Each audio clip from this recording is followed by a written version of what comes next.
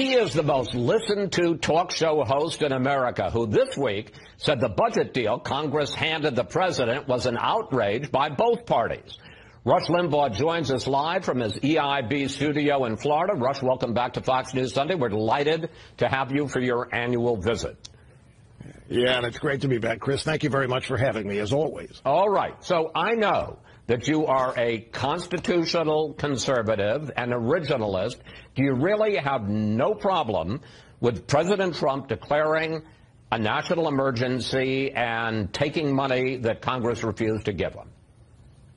You know, no, I don't. I just listened to your panel, and I think so many, it's all minutia. All you guys were talking about was minutia. Katie Pavlich had it right. We have an emergency. This is an invasion. The very existence and definition of American culture, American society, the rule of law. Why does nobody talk about the fact that millions and millions and millions of people are breaking the law, coming here illegally, and that the Democrat Party wants that to happen? We can't have the breakdown of rule of law and law and order this way. That alone would suggest that this has gone on way too long and needs to stop it. The argument about where drugs come into the country, can anybody deny that they're coming in and it needs to be stopped and it's destroying future generations of the country? We're so caught up in the game of how Washington debates issues. Is this a fact? Is that not a fact?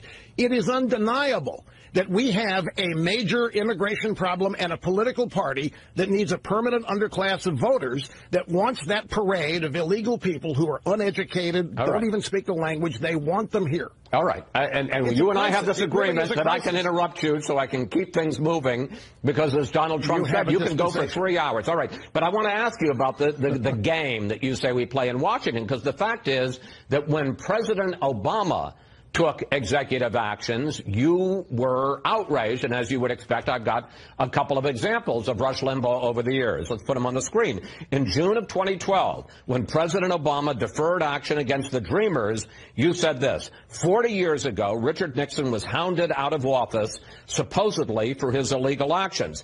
And I'm telling you that whatever Nixon did pales in comparison to just this move by Obama today.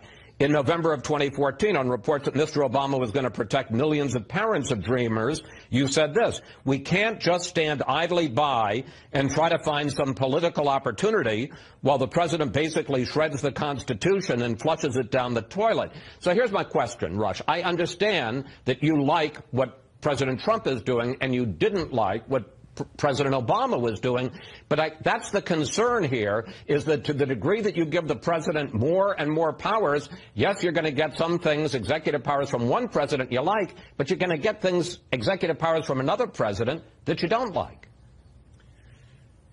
You may look at it that way. I don't. I look at it right and wrong. And what Obama was doing was furthering this existing problem. He was politicizing this, using whatever executive powers he wanted to use. Yes, I objected to that, but primarily because of what he was doing with these executive powers. He was taking action that I deemed to be harmful to the country. I look at what Trump is doing as something he has to do because he's not getting any cooperation whatsoever. Both parties, Chris, let's be honest here, both parties have people that are still trying to get rid of Donald Trump. I read this bill, this spending bill. This bill is outrageous. The thing's welcoming centers for newly arriving illegal aliens and all kinds of medical care for. The purpose of this bill, I think, was to eventually be used by the Democrats and some Republicans to tell the American people, see, electing Trump was pointless, worthless. He can't protect you. He can't stop us. He can't do what he said he was going to do because we hate him so much, we're not going to allow him to do it. That's what this bill is. So to me, all of this boils down to where the heck are we going as a country and what kind of country are we going to have? And if anybody is willing to go to the limit to make this country remain as founded, they're going to have my support. All right. President Trump talked about you on Friday. Here he is. Rush Limbaugh, I think he's a great guy. He's a guy who can speak for 3 hours without a phone call. Try doing that sometime. For 3 hours he speaks. He's got one of the biggest audiences in the history of the world. I mean, this guy is unbelievable. Now, you've gotten upset with me and some others for saying that President Trump listens to you. But let's go back to what we were talking about, which was last December. Vice President Pence goes to the Republican Senate leaders and he says, you got a continuing resolution, and the president has authorized me to tell you he's going to sign it. And then you get on the radio and some others get on the radio and the House Freedom Caucus gets up and they say, look, this continuing resolution doesn't have a dime for the wall, and he shouldn't sign it. And the very next day, after they told the Senate Republican leaders he's going to sign it, the president says, no, I've changed my mind. And you put on the radio that he sent a message directly to you saying, hey, I'm not going to sign this bill. So, look, I'm not saying that you're a puppet master, but would you agree that he cares about what you say and what your millions of listeners hear? Of course he does. He cares about what everybody thinks, but I don't make policy. Can I take just a brief few seconds to correct what happened here? I'm on the radio. I'm reviewing this bill. It's horrible. It doesn't even have the $1.6 billion that the Senate bill had. This is back last December. So I said last December. He's getting less than nothing. And I said, he can't sign this thing. This is crazy. I get an instant message at that moment from somebody close to the president with the message, don't worry, he's not going to sign it. He was never going to sign it. So I report that. The media then takes that to say that he was almost ready to sign it. He had the D in his first name signed, and then somebody ran and said, no, Mr. President, Rush Limbaugh says no. That's not what happened. And if these people in the media, Chris, really thought that I was telling Trump what to do and when, they'd be calling me. They'd be asking me about it. They'd want to get down to the dirty details. I haven't had one call. I haven't had one inquiry. People don't really believe what they're saying about this. It's just another effort to continue to try to diminish the president, diminish Trump as somebody doesn't know what he's doing, can't do it without guidance from the so-called wacko right. It's not at all the way he's governing, and there isn't anybody doing what I do that has a thing to do with actually making policy for this president. Okay. I'm going to switch subjects now. We've had enough about the wall. Former acting FBI Director Andrew McCabe is going to say on 60 Minutes tonight, I'm not predicting this, he's already done the interview, that after James Comey was fired, the Deputy Attorney General, Rod Rosenstein, raised the possibility of invoking the 25th Amendment to remove the president. Here is McCabe. The discussion of the 25th Amendment was simply Rod raised the issue and discussed it with me in the context of thinking about how many other cabinet officials might support such an effort. Now, McCabe says that there was no serious conversation. As you just heard, he says this was raised. Rosenstein says, to the degree he ever discussed it, it was sarcastic. Why do you call what was going on inside the FBI a silent coup? Because these people are unelected. They took it upon themselves to overthrow the election results of 2016, ignoring the potential real collusion and conspiracy between Democrats and Russians to undermine the Trump candidacy and the Trump presidency. The Mueller investigation, I believe, is a cover-up of all of that. It's to distract everybody's attention.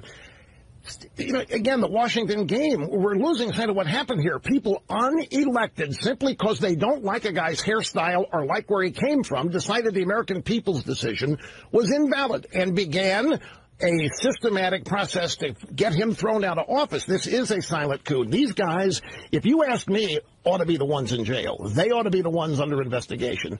What they have done working with agents from the Obama intelligence agencies is simply unprecedented. This is one of the greatest political hoaxes that has ever been perpetrated on the people of this country, certainly in a couple of generations. Federal prosecutors, speaking of people in jail, federal prosecutors have recommended that Paul Manafort, for a few months, the president's campaign manager in 2016, that he serve up to 25 years in prison, basically be a life sentence. He's 69 years old now. Right. What do you think of the sentence, and should the president pardon Paul Manafort? I do not know about presidential pardons or something like that. I just think that every one of these things that has happened here is designed to make it look like there was some kind of collusion between Trump and Russia. Manafort is probably going to die in prison. They have him in solitary confinement.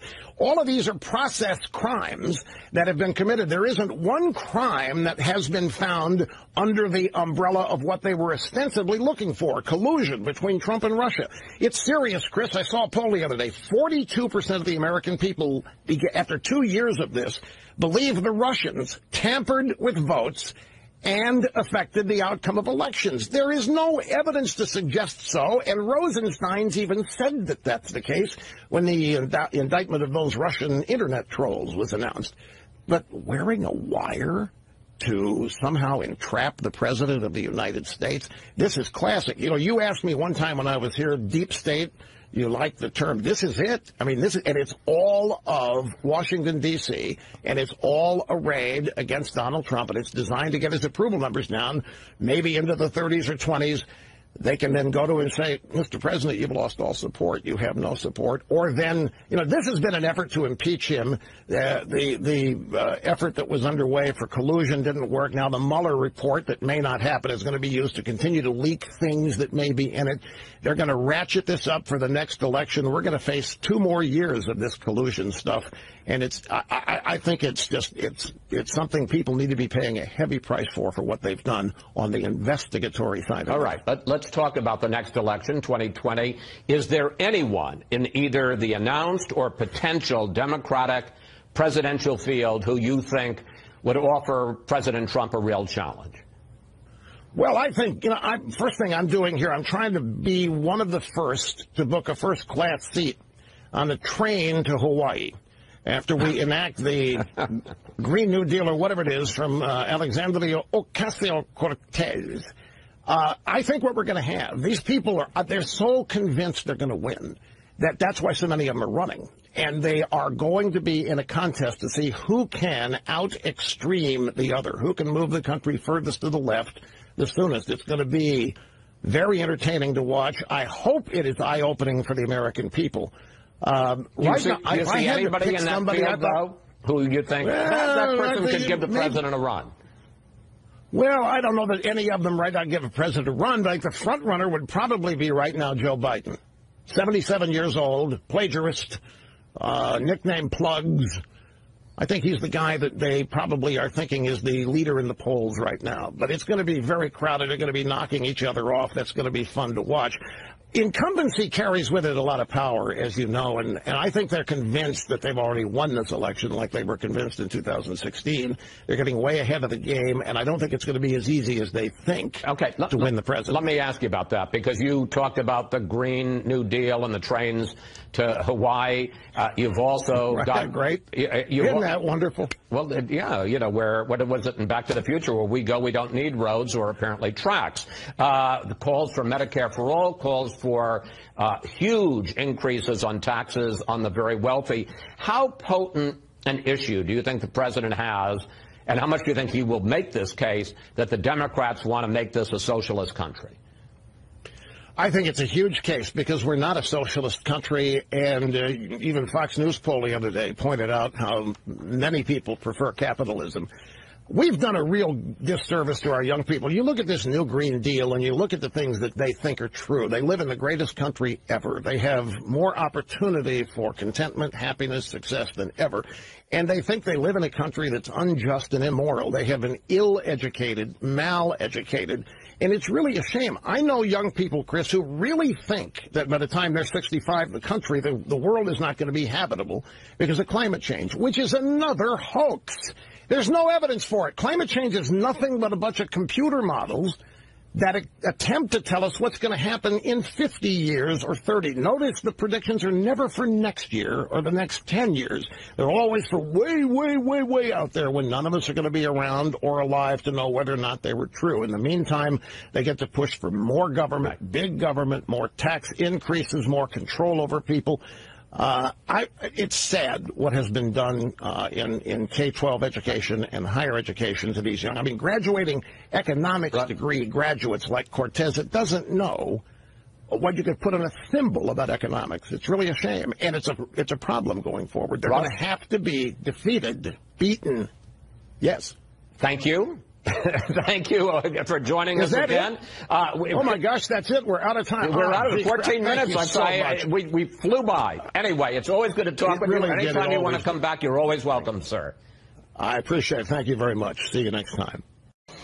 I'm Stuart Varley, and this is My Take, coming to you today from the People's Republic of New York. We are no longer the Big Apple. We are a big socialist mess. Amazon will not build a campus in the city. It will not bring in 25,000 very high-paying jobs. They're not coming. The socialists killed the deal. Incredible. Think of it this way. New York agreed to $3 billion worth of tax breaks in return for nearly $30 billion in extra tax revenue in the future. Now, that's a deal. That is a great deal for the city and the people of this city. $3 billion gets you $30 billion later. I'll take that deal. But the socialists would not. They were hostile, kept making fresh demands, bad-mouthed the company. So the company said, stick it, we're leaving. Here's something incredible. Alexandria Ocasio-Cortez actually accused Amazon of exploiting workers. Tell me, please, how do you exploit 25,000 people at an average income of $150,000 a year? Please, exploit me, why don't you? The Democrats are now learning the downside of AOC. She and her socialist colleagues hate business, they hate wealth, they hate capitalism. The Democrats are split by the toxicity of the left. How about this? After this debacle, will any business move to New York or any city dominated by leftist politicians? Democrats run most cities in America. Do mainstream Democrats approve of their left wing running jobs and money out of town? It's worth pointing out that New York is desperate because of the new tax law. People and money are fleeing the state.